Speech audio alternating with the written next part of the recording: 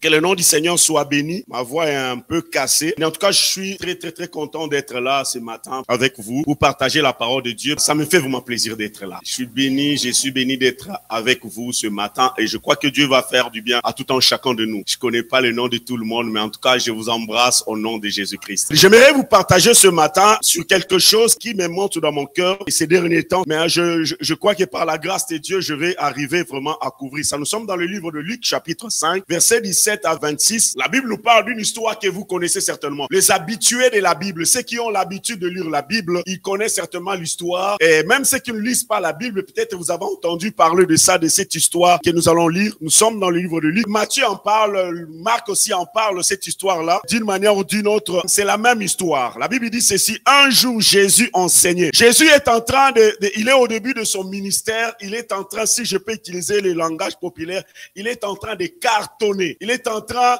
de prendre l'ascension dans son ministère. Il est en train de faire des prodiges et des miracles. Et quand il est en train de prêcher ce jour-là, d'enseigner ce jour-là, il y avait des pharisiens et des docteurs de la loi étaient assis, venus de tous les villages de la Galilée, de Judée et de Jérusalem. Donc, ils viennent de partout pour entendre Jésus. La puissance du Seigneur s'est manifestée par des guérisons. J'aime ça. La Bible dit la puissance du Seigneur. La grâce de Dieu était là. Les Saint-Esprit étaient là. Jésus était en train de faire de miracles, il y avait des guérisons, les gens étaient guéris, les gens étaient restaurés, quelque chose s'est passé. Et voici des gens, soulignez-moi ça, des gens portaient sur un lit un homme qui était paralytique. Et du coup, il y a des gens, la Bible ne donne pas leur nom. Luc, qui est l'écrivain, l'auteur de cet évangile, qui porte son nom, il ne donne pas les noms. On passe sous silence les noms de ceux qui portent celui qui est malade. Non seulement on ne parle pas de celui qui est malade, son nom, mais aussi ceux qui le portent, on les appelle seulement les gens. Cherchez à le faire entrer et à le placer sous ses regards, donc sous les regards de Jésus-Christ. Ils cherchent leur ambition, leur rêve, dans le programme de leur cœur. C'était, ils prennent les gars, ils vont l'exposer au regard de Jésus. Il veut que ses regards croisent les regards de Jésus-Christ. Il veut que sa vie croise les regards de Jésus-Christ. J'aime beaucoup ça. Comme ils ne savaient pas où l'introduire à cause de la foule, ils montèrent sur le toit. Ils descendirent par une ouverture avec son lit au milieu de l'assemblée, devant qui? Devant Jésus. Ils arrivent à atteindre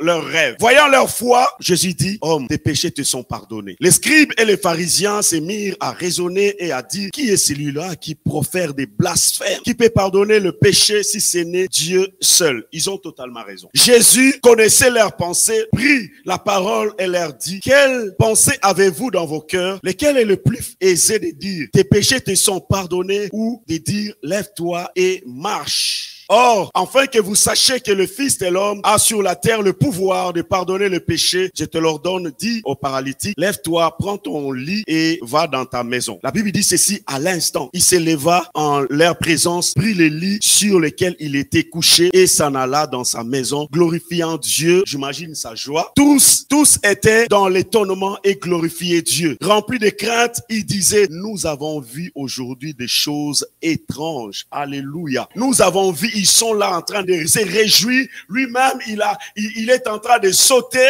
La paralysie, c'est qu'il est paralysé, n'est plus là. Il reprend la vie. Sa vie est restaurée. Il est en train de louer Dieu. Les voilà reprendre le chemin qui l'amène vers sa maison. J'ai à cœur de vous partager sur ce que j'ai intitulé Rendez-vous du vin. Rendez-vous du vin. Les rendez-vous, c'est une rencontre entre deux ou plusieurs personnes à une heure précise et à un lieu précis avec un but précis. On prend rendez-vous pour aller prendre un verre entre amis. On prend rendez-vous pour se rencontrer, pour faire une affaire. On prend rendez-vous pour essayer de discuter en famille. On prend rendez-vous pour venir à l'église à une heure précise. Il y a aussi un rendez-vous divin. Dieu a un rendez-vous pour tout un chacun de nous. Il arrive souvent qu'on ne sache pas le rendez-vous, l'heure, le lieu et le but précis du rendez-vous de Dieu dans nos vies. Cet homme malade, il ne savait pas que ce jour-là, sa vie allait changer. Cet homme, il ne savait pas. Quand vous lisez l'histoire, j'essayais de lire, je lisais les commentaires bibliques. On ne précise pas. Il n'avait aucune idée. Du reste, il ne parle même pas. Vous n'entendez même pas sa voix. Il ne parle même pas avant sa guérison.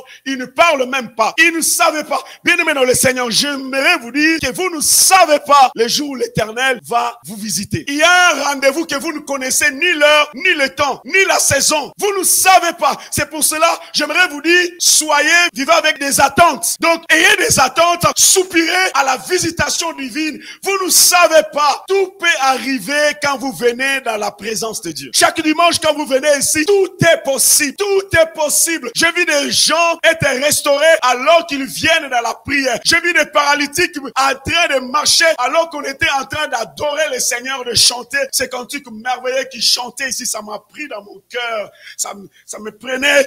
Je me rappelle de ce que Christ a fait de ma vie. Je me rappelle ce que Christ est capable de faire dans ma vie. Bien aimé, vous êtes loin d'imaginer et de comprendre ce que Dieu est capable de faire dans votre vie. Dieu est capable de mettre votre vie sens dessus-dessous. Dieu est capable de vous libérer de l'oppression. Dieu est capable de changer votre vie à un moment que vous ne savez pas. Vous êtes loin d'imaginer ce qu'il y a dans la tête de Dieu pour votre vie. Peut-être vous définissez votre vie par votre quotidien. Mais Dieu, laissez-moi vous dire, il ne définit pas votre vie par votre quotidien. Il a un plan. Dieu avait un rendez-vous pour ces gars, mais les gars ne savaient pas. Les gars ne savaient pas. Je ne sais pas comment je vais aborder. C'est tellement merveilleux. Ce passage m'a bouleversé, bien-aimé dans le Seigneur. Je lis ça souvent.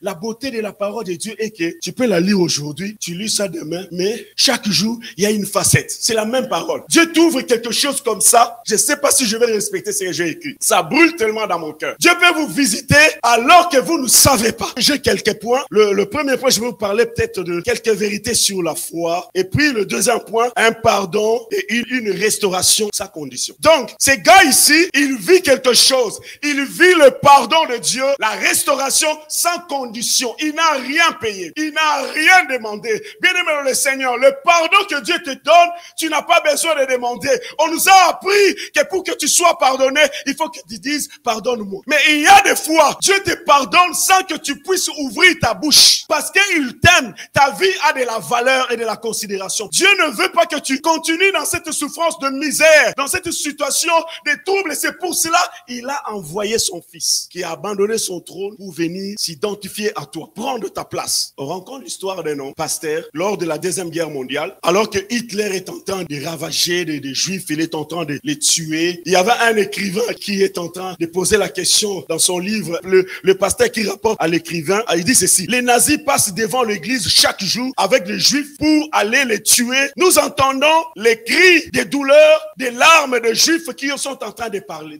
d'avancer. Nous entendons les cris de gens qu'on tue, tu vois, pendant la guerre, tout ça, les gens qui prient. Et qu'est-ce qui se passe? L'écrivain lui pose la question, lui dit, mais qu'est-ce que vous faites? Il dit ceci: lorsqu'on entend les cris, je demande à l'église de chanter fort, de mettre la musique forte pour que j'entende pas, pour qu'on n'entende pas ça. C'est horrible, ça nous fait mal, mais on n'entend rien. L'écrivain lui demande, il lui dit, c'est tout ce que vous faites? Oui, c'est tout ce qu'on fait. On croit, on commence à chanter fort, on croit, on confesse notre foi dans le chant. Tout ça, bien aimé dans le Seigneur. La vraie foi, ce n'est pas de laisser ceux qui sont en train de souffrir dans leur misère, dans leur souffrance. Je ne sais pas si quelqu'un comprend ce que je chante. La vraie foi, c'est aussi s'arrêter sur la souffrance de quelqu'un pour le secourir. La vraie foi, bien aimé dans le Seigneur, c'est ne pas entendre les gens en train de partir, en train de souffrir, en train de crier douleur, de voir celui qui est malade, de les laisser comme ça en train de dire, l'Éternel te guérira. Je crois que Dieu peut te guérir. Non, pose-le les mains, guéris-le et amène-le peut-être à l'hôpital. Fais ce que toi tu peux faire à ton niveau. La vraie foi, pour qu'il retrouve la joie. Si on lit le livre, on va pas lire ces versets-là, Actes chapitre 3, verset 2, à partir du verset 2 jusqu'à 10, on voit combien il y avait un homme qui habitait devant la porte de l'église, la Belle. Et un jour, Pierre et Jean sont en train de monter. Ils regardent la personne qui est en train de souffrir, le boiteux qui est là. Ils vont faire quelque chose. Si vous lisez cette parole, vous allez voir. Puis ils disent, nous avons ni or ni argent. Il leur demande quelque chose. Donnez-nous quelque chose. Donnez-moi quelque chose. Il attendait recevoir. Il dit, nous avons rien, mais ce que nous avons, nous te le donnons au nom de Jésus. Lève-toi. La vie de cet homme-là a changé. Il a accédé à la joie de Dieu parce qu'un homme, Jean et Pierre, des hommes, se sont arrêtés sur leur souffrance. Bien aimé, je me dis, cet homme-là n'allait pas expérimenter la joie si Jean et Pierre et Jean n'avaient pas eu la foi de s'arrêter devant sa souffrance. Ce n'est pas la première fois qu'il est là. Il a toujours été là. Les gens passaient, on le voyait. Les gens à l'intérieur, ils louaient Dieu et ils étaient joyeux à l'intérieur. Avant d'être, quand ils sortent, ils disent, on lui donne quelques pièces. Avant d'entrer, l'argent de l'offrande, on lui donne une partie et lui aussi, une partie on met à l'église. Mais sa souffrance était là. Mais il suffisait qu'un jour, deux gars confessent leur foi en s'arrêtant. En s'arrêtant, je ne peux m'empêcher de m'imaginer quand ils s'arrêtent, ils se disent, qu'est-ce qu'on peut faire pour ces gars ici? Et après, vous lisez chapitre 4, Actes, et chapitre 4, vous voyez comment la Bible dit, à partir de cet acte-là, Pierre a fait un discours, il y a 5000 personnes qui sont venues à l'église. 5000 personnes. Qu'il y a eu un impact parce que quelqu'un a manifesté sa foi en s'arrêtant sur la misère de l'autre. C'est ce qui se passe au verset 18 de Luc chapitre 5. La Bible dit, et voici des gens portant sur un lit un homme qui était paralysé. Leur but est de chercher à le faire entrer et l'exposer au regard de Jésus-Christ. Lui qui ne donne pas leur nom, il ne les mentionne pas. Mais ce qu'il met en emphase, c'est juste l'action de foi qu'ils font, qui les pousse à s'arrêter à sa souffrance de cet homme qui est paralysé. Vous savez, la vie peut vous paralyser à un moment donné. La vie peut nous donner des coups où on est paralysé, où rien ne va, où on ne sait plus quitter notre lit. C'était le cas de ces gars ici. Étaient-ils ses amis? La Bible n'en parle. Quand j'étais très petit, cette histoire, on nous disait que c'était ses amis. Mais la Bible ne parle pas des amis. Il dit les gens. Donc, étaient-ils ses amis? Je ne sais pas. Il a subi. Qu'est-ce qui a fait qu'il soit paralysé comme ça? Je ne sais pas. Au point où il ne parle même pas. La Bible ne dit pas qu'on a demandé son consentement. On a demandé son adhésion. Quand ils sont venus le prendre, je ne sais pas. La Bible passe sous silence. Vous savez, si la Bible ne parle pas de choses, c'est que ce n'est pas important. Ce n'est pas important pour nous. Ça ne va pas nous édifier. Mais c'est que Dieu est en train de mettre en emphase ici, c'est ce qui va nous édifier. Dans la vie, il faut avoir prié pour que Dieu mette sur votre chemin des gens qui ont la foi. Si vous avez des gens, ça va changer beaucoup de choses. Peut-être la vie que vous avez aujourd'hui, si vous y avez des gens, vous n'allez pas être ce que vous êtes aujourd'hui. Je bénis Dieu pour des gens qui disent aussi, ah, moi dans ma vie, c'est juste Dieu. C'est bien. J'aimerais vous dire ce matin, Dieu passe par les gens. Ne sous-estime pas celui qui est à ta droite, à ta gauche, parce que tu ne sais pas. Bien-aimé dans le Seigneur, je ne pouvais pas être celui que je suis aujourd'hui s'il n'y avait pas un Jean, c'est pas si, une femme et un homme qui avait décidé un jour d'aller m'inscrire à l'école maternelle. Vous comprenez? Je ne pouvais pas parler s'il n'y avait pas un homme qui avait accepté, une dame qui avait accepté de me changer les couches. Vous comprenez? S'il n'y avait pas accepté, Dieu passe toujours par des gens. Dieu est capable de faire tout, mais il a jugé bon dans sa divinité, dans sa souveraineté, de mettre des gens sur notre route. D'où viennent-ils? Je ne sais pas. Dieu est celui qui crée des gens et les place sur notre route. Alors lorsqu'il créera des gens, il les placera sur ta route. Reste comme ces gars ici. Tais-toi. Laisse-toi faire. Parce que Dieu sait où est-ce qu'il est en train de t'amener. Ils sont là, ils vont par la foi. Et quand ils font là, au début de l'histoire, on ne parle pas de la foi. Quand ils sont allés chercher les gars, ils amènent et on ne parle pas de la foi. Ils avaient un rendez-vous divin. Moi, je vois les rendez-vous divins qu'eux-mêmes ne savaient même pas. C'est comme s'ils ont un rêve. Ils ont une détermination forte. Il y a quelque chose qui les amène, qui les fait propulser. Mais mes gars, qu'est-ce qu'il y a? Mais on l'amène, on veut l'exposer au regard de Jésus. On veut l'amener où se trouve Jésus. Il y a un rendez-vous qu'eux ne savaient pas. Il y a quelque chose de fort qui les amène. Ma Bible me dit ceci. Ils étaient déterminés à le faire entrer et le placer sous ses regards. Le regard de Jésus. Je crois vraiment dans mon cœur que ces gens savaient qu'une fois que tu accèdes au regard de Jésus, une fois que tu accèdes dans la présence de Jésus, quelque chose se passe. Où es-tu ce matin? Où as-tu l'habitude de t'exposer? Est-ce que c'est dans la présence de Dieu ou bien dans la présence, dans l'ombre d'un homme ou bien dans l'ombre de quelqu'un d'autre qui ne confesse pas le nom de Jésus? Et il ne voulait pas l'amener voir un marabout. Il ne voulait pas l'amener voir un prophète, quelqu'un. Il voulait voir Jésus. Il voulait voir Jésus. Et ils arrivent. Et quand ils arrivent, la Bible dit ceci. Ils ne peuvent pas entrer. Ils n'arrivent pas à l'introduire à cause de la foule. La foule était là. Il y avait des obstacles. Et la Bible dit, ils vont monter. Ils vont passer par le toit d'une maison. Je ne sais pas exactement comment ils ont fait. J'ai essayé d'imaginer. Ça me préoccupait. J'essayais, mais la Bible n'en parle pas. Je lisais des livres de commentaires bibliques. Il n'y a pas quelque chose qui donne un élément. Il a dit qu'il essaie d'ouvrir le toit. Je ne sais pas, par la cheminée. Je ne sais pas. J'essayais de comprendre que Jésus est là en train de prêcher, d'enseigner, de guérir les malades. Subitement, boum. Est-ce qu'il n'y avait pas de poussières qui ont commencé, des cris? Quand ils enlevaient, ils n'entendaient pas de bruit. Enlève ça et fais ça doucement. Ne pas déranger ceux qui sont en bas. Non. Il ne faut pas qu'on vienne nous chasser. Vous pouvez un peu imaginer l'ambiance. Et du coup, on voit ça descend comme ça, devant Jésus. Il y a un jour, une fille demande à sa mère, il dit, qu'est-ce que je peux retenir comme leçon de vie? Sa maman lui dit, lorsqu'une porte se ferme, une fenêtre s'ouvre. Et ne te concentre pas sur la porte qui est fermée, mais cherche la fenêtre qui est ouverte. Lorsqu'une porte se ferme, il y a une fenêtre qui va s'ouvrir. Et lorsque la porte a été déjà fermée, ne passe pas ton temps à aller toquer sur une porte qui est fermée. Elle est déjà fermée. Profite de la fenêtre qui est ouverte pour accéder à ce que Dieu a pour toi. Par moment, on accède à ce que Dieu a pour nous par la fenêtre. Ce n'est pas toujours par la porte. Vous comprenez, bien-aimé les seigneurs? Tu passeras le temps. Lorsqu'une relation est fermée, bien-aimé, il y a des relations d'une saison. Il y a une relation juste d'un temps. Il y a une relation qui est pour une vie. Mais lorsque Dieu ferme cette porte-là, sachez-le bien qu'il en a ouvert une autre. Ne reste pas de... Dieu est en train de dire à Samuel, arrête de pleurer sur Saoul, je l'ai déjà rejeté. David est là. Arrête de pleurer si c'est que Dieu a déjà fermé. Il a quelque chose de meilleur pour toi. Je ne sais pas si je parle à un homme, une femme. Qu'est-ce qui te fait pleurer? Tu es en train de pleurer sur quelque chose que Dieu a déjà, et il te dit, cette chose ne va plus te bénir. Dieu a fermé, la foule était partout. Ils pouvaient passer leur temps en train de bouder, Les gens ne sont pas gentils. Ils voient que nous sommes avec un paralytique. Ils ne parlent même pas. Ils ne bougent même pas. Jésus peut les guérir. Mais pourquoi vous voulez pas? Mais, bien aimé, chacun. Il arrive par moment, c'est chacun. Et ici, ils ont leurs problèmes. Mais Dieu te donnera l'intelligence, la stratégie, comment accéder au lieu de gloire. Comment accéder à ce que Dieu a de meilleur pour toi. Mais ils ont la foi. Bien aimé, la foi peut t'amener plus loin que tu ne sais voir. Oh, la foi. Ils ont la foi. Ils croient à la possibilité de Dieu. Ils croient à la grâce de Dieu. Veux-tu un conseil? La porte là, tu vas perdre ton temps. On t'a déjà dit que tu n'as plus ta place ici dans cette entreprise ici. On a fermé. Ne cherche pas à aller chercher. Tu es compétente. Tu es intelligente. Tu es capable. Allez, va chercher du travail ailleurs. Il y en a, le travail n'attend que toi. Pourquoi tu es en train d'entrer dans des négociations sans fin? Ça fait 3 ans que tu es en train de traîner dans cette histoire-là. Ça ne marche pas. Dieu te veut ailleurs. Arrête de regretter le passé. Arrête de pleurer sur le passé. Dieu te veut à quelque chose d'autre. La porte est déjà ouverte. La fenêtre est déjà ouverte. C'est à toi d'y accéder. Je me dis, si ces gars ici avaient dit, non, on va chercher à marcher. Les chrétiens syndicalistes. On va chercher à négocier. Non.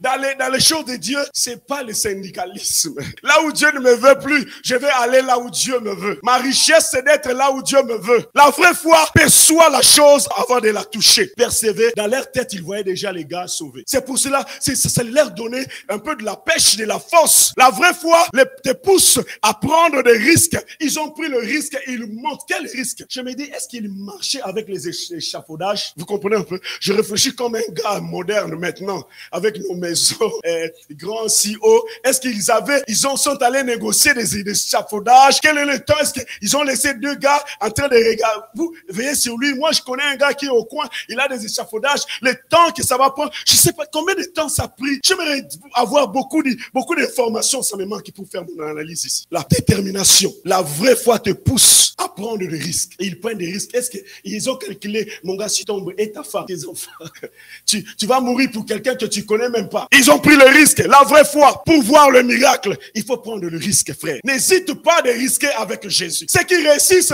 c'est ceux qui risquent avec Jésus. La vraie foi te donne le courage et la force d'avancer malgré l'obstacle. Il y a l'obstacle, mais ils avancent parce qu'ils ont la foi. Ils ont l'obstacle. Ils ont dit non, je ne lâcherai pas. Ils continuent. Ils ont gêné aujourd'hui. Demain, ils ont fait des prières d'autorité. L'autre jour, ils ont fait des prières d'adoration, d'action de grâce. Je vais prier jusqu'à l'exaucement. Je ne lâche pas. Ils sont là en train parce qu'ils savaient, ils croyaient qu'au regard de Jésus, quelque chose va se passer. Au regard de Jésus, les malades peuvent être guéris. Au regard de Jésus, les vies peuvent restaurer. Aujourd'hui, il a étudié, ça n'a pas marché. Demain, il continue. Même si tu n'as pas de signes apparents de la victoire, j'aimerais te dire, continue. Ils vont se concerter, dire, mais qu'est-ce qu'on peut faire? La Bible dit, j'aime ce verset, 2 Corinthiens chapitre 4, verset 13, la Bible dit, j'ai cru, c'est pourquoi j'ai parlé. Ils croient tellement dans leur cœur. Ils se concertent et disent, la solution c'est au toi. Ce n'est pas la voie normale. Par moments, Dieu utilise des voies que l'homme trouve que c'est des voies tortueuses, des voies compliquées.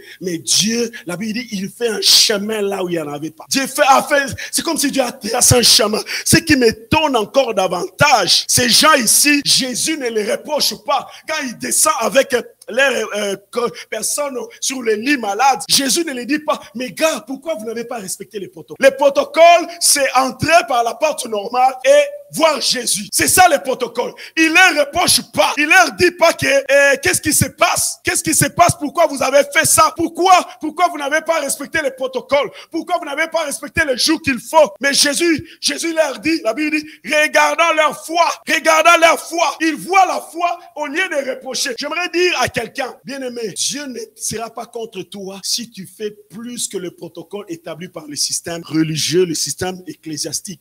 Par exemple, à l'église, on dit qu'on va gêner le lundi. Dieu ne sera pas contre pour toi si tu décides par rapport à ta situation, dis, moi je vais gêner tel jour, je prends une semaine, je me mets à part en train de chercher Dieu. Dieu ne sera pas contre toi. Si tu te dis, je vais me consacrer pour l'éternel, je vais faire ceci Dieu, pour que je me rapproche de lui. Jésus ne va pas t'abandonner.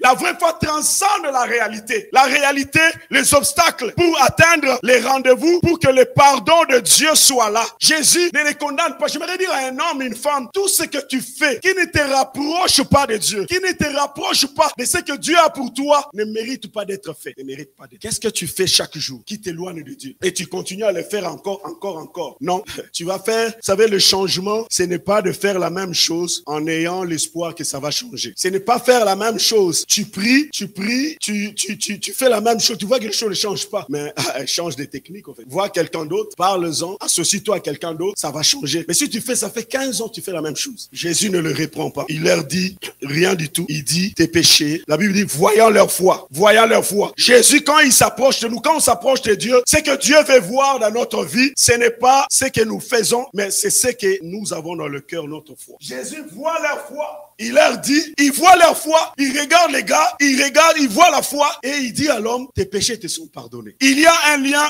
entre le pardon de péché et la restauration. Il y a un lien, Jésus pouvait le dire, les gars, j'admire votre foi, il a admiré leur foi et pouvait dire non, en tout cas tu es guéri. Mais Jésus, il dit, tes péchés te sont, c'est le premier parole, tes péchés te sont pardonnés. Pour Jésus, quand il dit, tes péchés te sont pardonnés, c'est-à-dire, il sous-entend que ta vie est restaurée. Parce que ce que nous sommes aujourd'hui, si aujourd'hui on est en train de galérer le monde de ce qu'il est, c'est suite au péché. On est pécheur suite au péché adamique. On est pécheur. Quand un bébé naît comme ça, c'est un petit péché. On est dans cet état du péché. Donc c'est pour cela qu'on a besoin de Jésus. Jésus est la réponse au problème du péché. C'est pour cela qu'il ne veut pas aller très loin. Il est en train de choquer les chefs religieux qui sont là. Parce qu'ils savent, dans la loi de Moïse, la seule personne qui peut pardonner le péché, c'est Dieu. Mais il ne veut pas reconnaître Jésus comme Dieu. Alors qu'il les a parlé d'une manière ou d'une autre pour leur dire que je suis Dieu. Jésus est non seulement fils, mais il est aussi Dieu. Il a la capacité de pardonner des péchés. Il est en train de vouloir passer un message aux chefs religieux, aux conservateurs qui sont là pour leur dire que j'ai le pouvoir de tout changer. C'est moi qui ai la clé. C'est moi qui ai la révélation. C'est moi qui ai tout. Je suis la guérison. Il voit la foi. Il pardonne le paralytique et les guérit à l'instant même. Peu importe l'opposition de chefs religieux, Jésus, comme je le disais, il a l'autorité de changer la vie d'un homme. La Bible dit, Jésus connaissait leurs pensées et il leur dit, quelles pensées avez-vous? Et quelle est la chose la plus aisée, la plus facile à dire? Tes péchés te sont pardonnés ou te dit, lève-toi et marche. Quand Dieu pardonne, il y a la possibilité, comme je le disais, de guérir certaines situations, parce que certaines situations qu'on vit, c'est suite au péché, en fait. Vous savez, souvent, en tant que chrétien, par moment, quand on dit, ah ben, je trompe pas ma femme, je trompe pas mon mari, je ne mens plus, en tout cas, je ne pêche plus, moi. En tout cas, nous, on ne pêche plus. Mais j'aimerais te dire, quand tu trompes le fils, quand les taxes, tu cherches, tu réfléchis chaque fois, comment je peux jongler les gouvernements avec les taxes. Quand tu falsifies les factures, les taxes, tu n'es pas réglo. Quand tu as pris la dette de ton frère et tu ne veux pas rembourser, tu es aussi un pécheur comme c'est lui qui trompe sa femme. Tu as promis à ta femme que tu seras là à 18h à la maison. Tu rentres à 21h. Tu l'expliques même ou pas parce que c'est toi qui es l'homme de la maison. Tu n'es pas meilleur que celui qui est en train de voler les gouvernements. Quand ton patron t'attend à 7h du matin, les contrats est à 7h du matin. Mais toi, tu te pointes à 9h disant que non, de toute façon, ici, on ne me paye pas bien. Oh, lui, il n'est pas vraiment trop regardant. Frère, laisse-moi dire, tu es en train de briser les contrats contrat. Tu n'es pas meilleur que celui qui est en train de tromper sa femme. Il y a certaines choses qui ouvrent les portes. Vous savez, la stratégie de l'ennemi, c'est d'avoir un couloir pour accéder à notre vie. L'ennemi, il va semer la honte, la jalousie dans ton cœur. Quand tu détestes ton frère sans qu'il le sache, tu dis, ah non, moi, c'est pas un problème, je t'ai pardonné. Mais dans ton cœur, tu n'as pas vraiment pardonné. Bien aimé le Seigneur, il y a un couloir, les éléments de l'ennemi, c'est comme un aimant. Ça va attirer les choses de l'ennemi. La maladie peut venir facilement parce que tu n'as pas pardonné. Tu gardes des rancœurs, tu auras des problèmes gastriques juste parce que tu n'as pas pardonné. Mais toi, tu dis que moi, je ne pêche plus. Moi, je suis un... Oui, mais regarde bien ton cœur. C'est pour ça que David, il priait chaque jour. Il dit, Seigneur, sonde mon cœur. Regarde si je suis toujours dans le bon. Regarde si je suis toujours les gars que tu estimais, les gars que tu voulais. Le péché a la capacité de nuire et de détruire la vie d'un homme, de te paralyser. Le péché a la capacité de te mettre sur un lit et pour te quitter, c'est compliqué. Combien sont sur le lit de l'ennemi, les lits de la paralysie, qui ne savent pas les quitter, mais alors qu'ils viennent à l'église. Ils ont des problèmes, ils ont des dossiers compliqués, ils ne savent plus, mais ils te disent, non, moi je suis enfant de Dieu, né de nouveau. Jésus seul est la solution au problème du péché. Tu ne peux pas t'en libérer toi-même. Tu ne t'en sortiras pas. Si aujourd'hui tu crois que tu peux t'en sortir seul, je te dis, tu ne sauras pas. La Bible dit, le bien que je vais faire, je n'arrive pas à le faire. Mais le mal que je ne veux pas, oui, tu arrives à le faire facilement parce que ta nature est pécheresse, en fait. Tu as été conçu dans le péché. Tu as été exercé. Ça me fait rire. Tu as été exercé dans le péché avant même que tu ne naisses. Vous comprenez? C'est pour cela que Dieu n'a pas voulu que Jésus vienne par la sémence de l'homme. Parce que la sémence de l'homme, elle est déjà corrompue. Dès le sein de ta mère, tu respires le péché. Il faut quelque chose. Il faut un miracle, bien-aimé. Un miracle. Il faut qu'il y ait un homme qui n'a jamais connu le péché. Jésus n'a jamais connu le péché. C'est pour cela qu'il nous rend purs. Au contact de Jésus, tu deviens pur. Parce que lui, il est tellement saint. Et quand tu t'approches, il te sanctifie. C'est ce qui se passe ici. L'homme est par terre parce qu'il a péché. Parce que sa nature est pécheresse. Il fallait la solution. Ces gars, ils les connaissaient. Ces gens les connaissaient. Ils l'ont amené sans demander son avis. Bon, peut-être ils ont demandé son avis, mais la Bible n'en parle pas.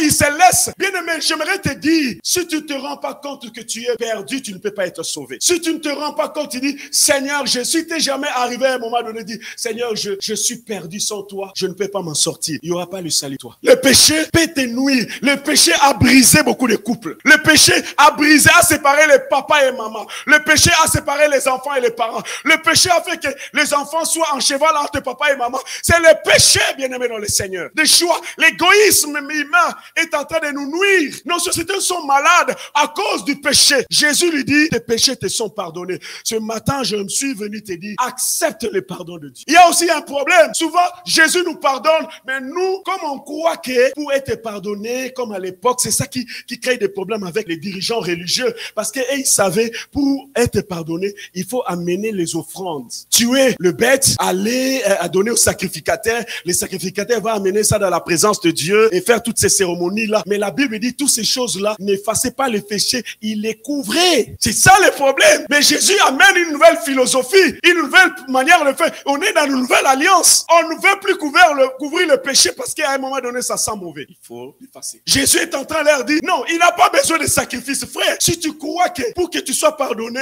il faut que tu viennes avec une offrande de pardon. Non. Jésus, il dit, viens tel que tu es, expose-toi, crois seulement, Jésus, je suis là pour te pardonner. Il n'y a pas de choses à faire. Il n'y a pas de cérémonie à faire. C'est juste la disponibilité de ton cœur. Reconnais seulement. Jésus lui dit, tu n'as rien à faire. Il n'y a pas de sacrifice à faire. Il n'y a pas de choses à faire. Juste viens exposer, dis, Seigneur, j'ai besoin de toi. J'ai fait ce qu'il fallait pas, pardonne-moi. Et la grâce de Dieu, parce que l'œuvre sublime a été déjà faite à la croix. Christ est mort pour nous sauver. La Bible dit ceci, Ésaïe chapitre 43, je vais bientôt terminer. La Bible dit ceci, verset 23, la Bible dit, c'est moi, écoutez-moi ça, c'est moi qui efface tes transgressions. J'aime le Seigneur. Pour l'amour de moi. Dieu dit, je le fais, je te pardonne pour moi, pour l'amour de moi, parce que je t'aime. C'est moi, ce n'est pas toi, ce n'est pas ce que tu as fait, ce n'est pas tes prières, ce n'est pas tes incantations, ce n'est pas parce que tu as crié, c'est pour moi, l'amour de moi. Je ne me souviendrai plus de tes péchés. Dieu, il est le seul qui ne se souvient plus de nos péchés. Les hommes, on se souvient toujours, ouais, tu sais, toi,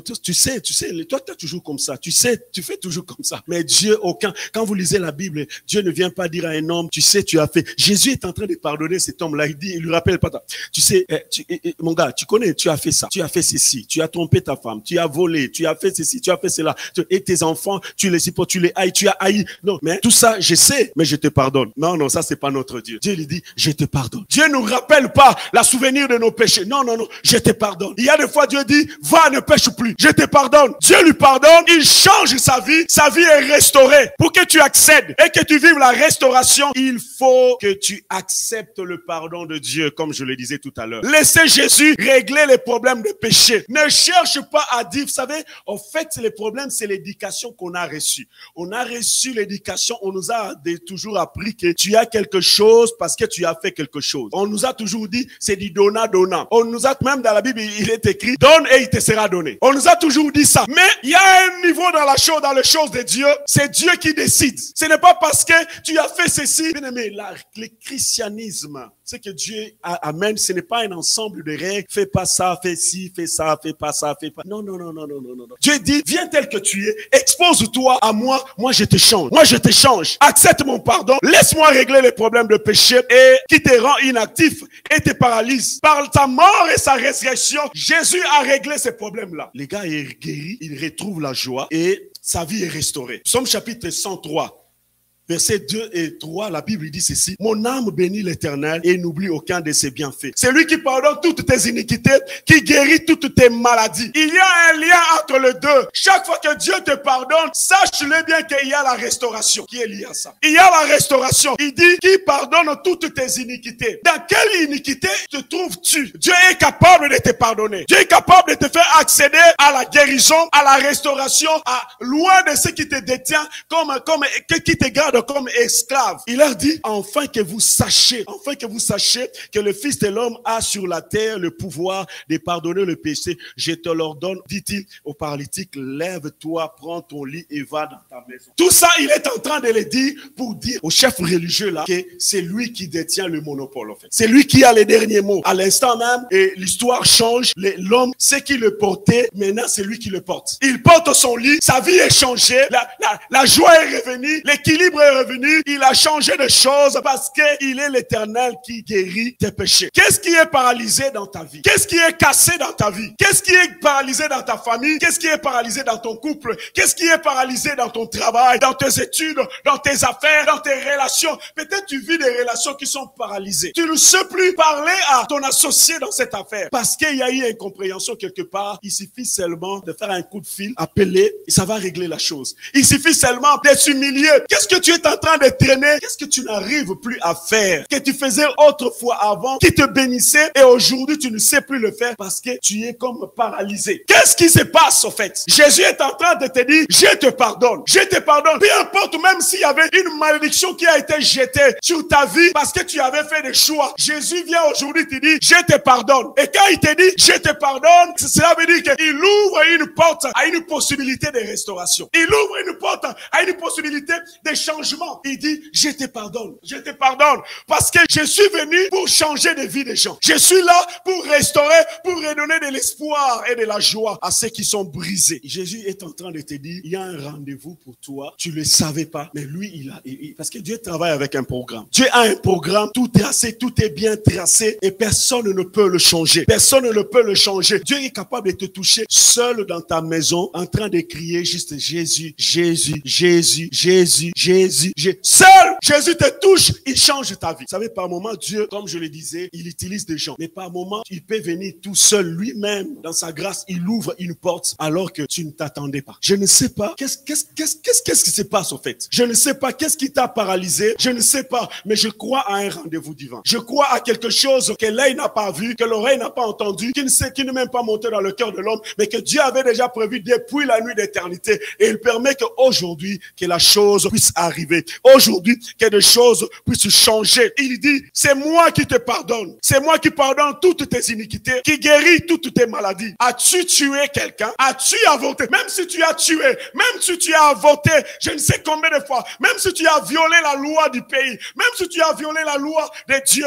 même si Jésus te dit aujourd'hui, je te pardonne et je t'aime. Je ne sais pas qu'est-ce qui est en train de te culpabiliser. Qu'est-ce qui est en train de te... Vous savez, il y en a certaines, la culpabilité peut te tuer au fait. Cet homme, je ne sais pas. J'aurais aimé qu'on me dise qu'est-ce qu'il a fait au fait. Je suis curieux. Mais la Bible n'en parle pas. Je ne sais pas qu'est-ce que toi, tu traverses peut-être des situations compliquées. Tu te dis, je ne m'en sortirai pas parce que quand j'étais jeune, je sortais avec un gars et ces gars-là, on a fait des choses terribles. Je n'ose pas le parler. Je n'ose pas, si je le parle, les étiquettes que les gens vont me lancer, je ne sais pas. Mais j'aimerais te dire ce matin, Dieu me dit de te dire, il te pardonne. Il te pardonne comme ces paralytiques ici. Jésus ne lui a pas demandé, dis-moi qu'est-ce que tu as fait. Il lui a pas dit, on va faire une cure d'âme. Il lui a pas dit ça. Jésus te dit, rassure-toi, je ne vais pas te demander ce que tu as fait. Mais j'aimerais te dire que Dieu te dit, je te pardonne. Accepte le pardon de Dieu ce matin. C'était fort dans mon cœur quand je priais. C'était fort depuis que j'ai commencé à lire cette histoire. Le Seigneur me disait, accepte mon pardon. Peu importe ce que tu as été dans le passé. Je te pardonne parce que je vais te faire accéder à quelque chose d'autre. Il y a une porte, il y a une percée, il y a un chemin. Dieu a tracé une porte ouverte. Peu importe ce que tu as fait. Même si tu vis dans une hypocrisie sans fin. Les gens ne te connaissent pas. Dans ton cœur, quand tu viens, tu dis, les gens ne me connaissent pas. C'est que je fais. Dieu ne veut pas que tu continues à ça. Il a un rendez-vous pour te pardonner et te restaurer. Il te dit, aujourd'hui, si tu crois, je suis capable de te restaurer. Mais à une condition que tu abandonnes cette vie-là. À une condition que tu dises non. Vous savez, cet homme-là, les paralytiques ici, s'il rentre encore à cette vie de péché-là, la paralysie va revenir. Parce que le péché n'a qu'un but de te paralyser et de te tuer. Ce matin, il y a un rendez-vous pour des hommes et des femmes qui disent, j'adhère au pardon de Dieu. J'adhère au pardon de Dieu et je le laisse guérir mon cœur. J'adhère avec ma famille. J'adhère avec mon mari. J'adhère avec mes enfants au pardon de Dieu. On a fait des choses avec les parents. On a touché à ce qui n'était pas agréable. J'en suis convaincu. Je suis convaincu que ce que je vis, c'est des choses qu'on avait fait. J'en suis convaincu. Ce matin, je suis comme ces gens-là qui sont venus te prendre pour te dire, je vais t'exposer à la présence de Dieu. Je vais t'exposer à la grâce de Dieu. Mais ce que toi, tu dois faire, ce que moi, je ne peux pas faire, c'est d'accepter le pardon de Dieu. Je ne peux pas accepter le pardon de Dieu à ta place. Je ne peux pas. J'aurais aimé accepter, faire, mais je ne peux pas. Dieu ne me donne pas ça. Moi, je ne peux que t'amener dans sa présence. Moi, je ne peux que t'exposer. Mais c'est à toi d'accéder.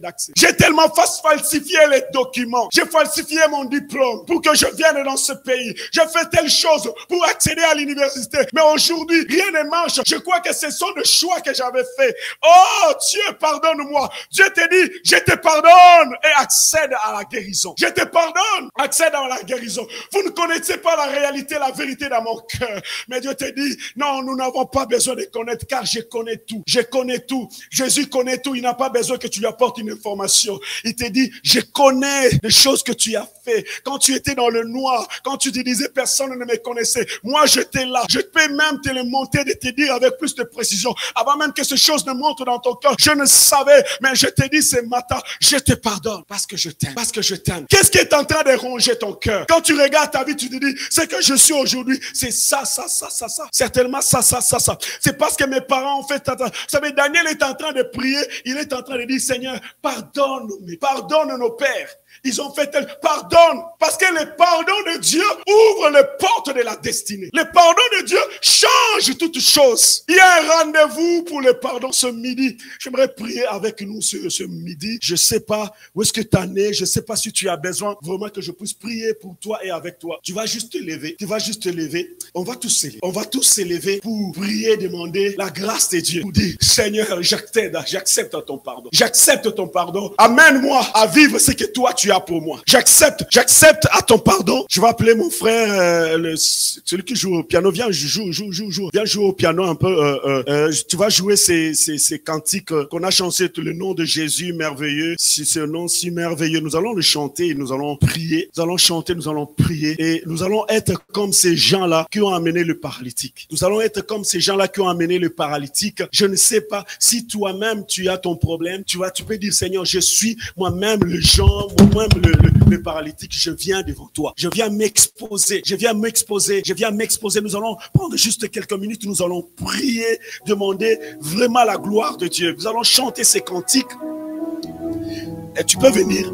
Et tu vas te mettre ici à mes côtés. Tu vas chante juste ces cantiques. Tu vas les chanter de tout ton cœur. Il y a quelque chose qui va se passer tout à l'heure. Alors que toi, tu vas chanter, la grâce de Dieu va se poser sur ta vie. Prends le micro. La grâce de Dieu va se poser sur ta vie et la grâce de Dieu va saisir chacun de nous. Il y a quelque chose qui va prendre. Ouvre ton cœur en ces moments parce que Dieu va passer. Il va poser sa main sur chacun de nous. Par sa grâce, il va poser sa main sur chacun de nous. Ce nom est si glorieux, ta beauté sans pareil. Ce nom est si glorieux, le nom de Jésus. Ce nom est victorieux, ce nom est victorieux, le nom de Jésus, Christ mon roi.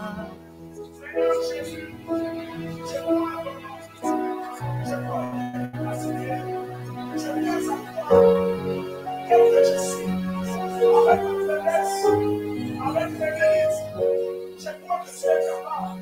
Au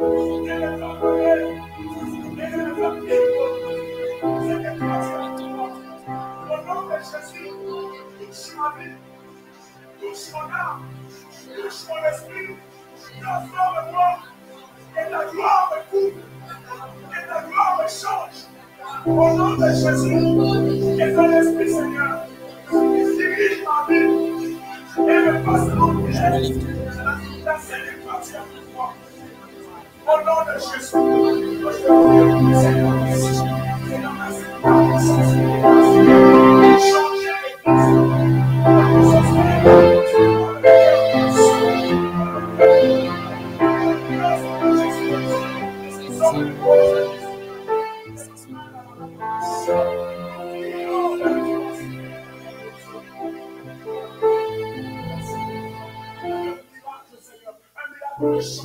un miracle de restauration, un miracle de joie, Seigneur, là où il y avait plus la joie, là où il y avait plus la force de continuer, là où il y avait plus, Seigneur Jésus, mon Dieu, l'amour que j'ai supporté, là où l'ennemi avait volé quelque chose, je prie au nom de Jésus, il me soit close, tu vois là où les portes étaient fermées, Seigneur, je prie, Seigneur, il y a un pouvoir dans le nom de Jésus. Il brise toutes les chaînes, il brise toutes les chaînes, il brise toutes les chaînes. Il brise toutes les chaînes, il brise toutes les chaînes, il brise toutes les chaînes. Il y a un pouvoir dans le nom de Jésus. Il y a un pouvoir dans le nom de Jésus. Il brise toutes les chaînes, il brise toutes les chaînes, il brise toutes les chaînes. Il brise toutes les forces, toutes les forces, il brise toutes les forces. Il y a une puissance dans le nom de Jésus. Il y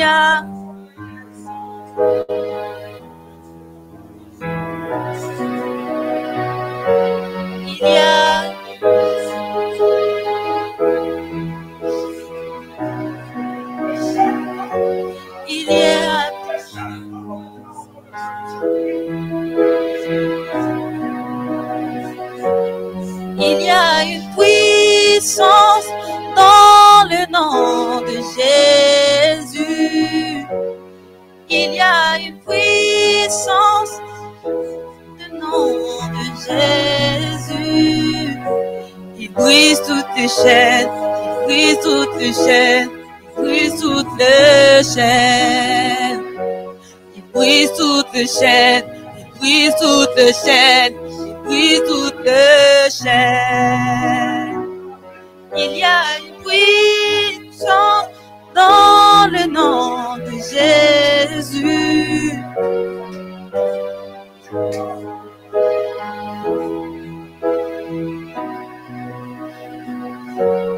Il y a une puissance dans le nom de Jésus.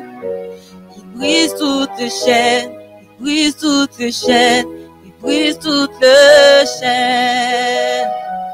Il brise toutes les chaînes, il brise toutes les chaînes, il brise toutes les chaînes. Il y a une puissance dans le nom de Jésus. Il y a une puissance dans le nom de Jésus. Il brise toutes les chaînes, il brise toutes les chaînes, il brise toutes les chaînes. Il brise toutes les chaînes, il brise toutes les chaînes, il brise toutes les chaînes.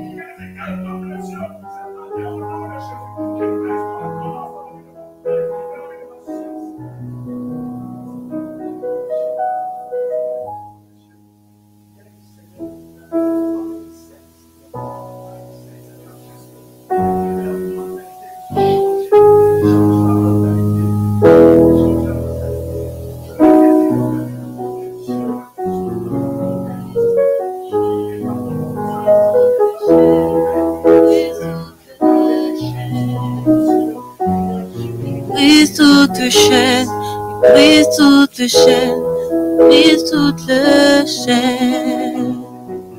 Il brise toutes les chaînes, il brise toutes les chaînes, il brise toutes les chaînes.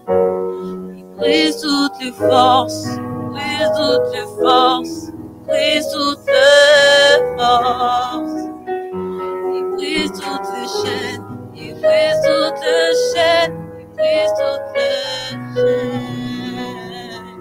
Il brise toutes les chaînes, il brise toutes les chaînes, il brise toutes les chaînes. Brise toutes les chaînes, brise toutes les chaînes, brise toutes les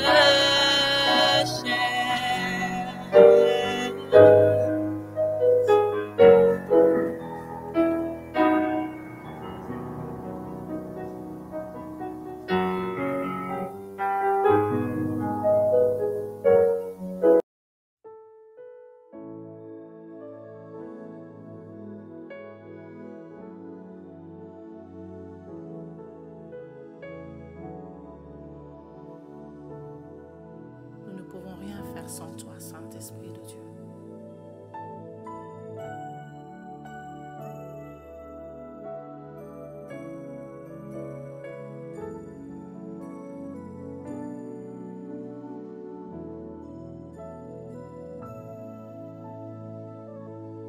Nous avons besoin de toi.